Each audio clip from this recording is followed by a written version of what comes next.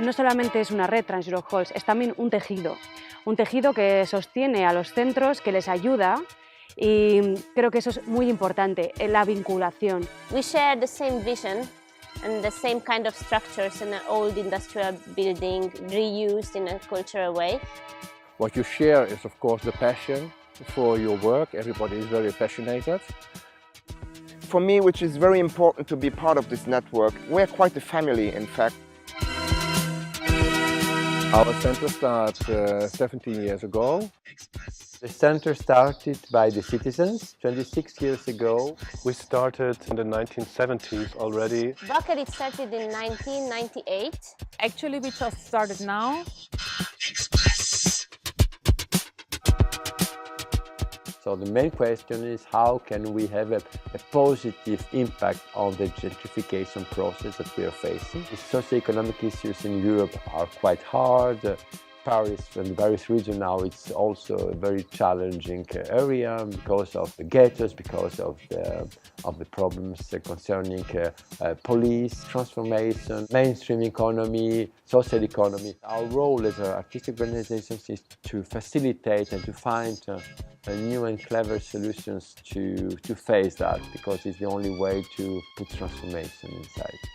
Things are changing in all over Europe in the last years, and also in our city and our region. We have to deal with nationalist and anti-European and movements and parties, and they become more influenced also on cultural politics. If we do want that or we don't want it, we have to find a position in this process. That's really a challenge. Define ourselves as an open space, as a space that wants to include all the different communities.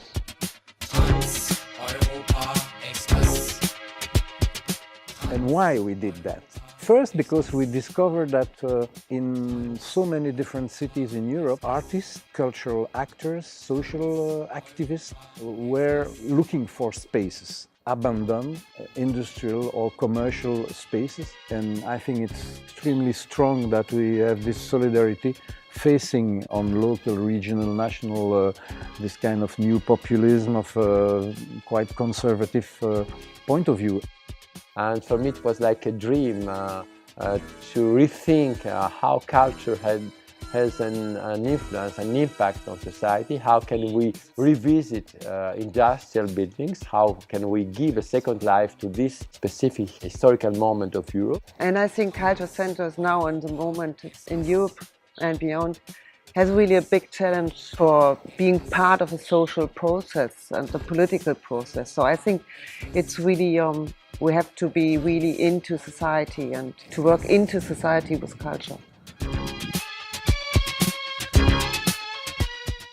I think the best at Trans-Europe Hall is that you meet so many international people in one meeting, and to realize that you have similar problems. It doesn't matter if you live in the south or the east and the north, and that you can exchange strategies on a European level and learn from each other, because everybody has to find different strategies because the legal situation is different or the financial situation is different.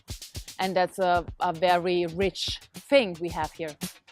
Trans-Europe has a clear position. Trans-Europe is invited to take part of specific workshops at the European Commission, and I must tell you the truth, I'm very proud for that. Generar vínculos fuertes que están promoviendo proyectos all around Europe que creo que en cierta manera cambian un poquito el mundo.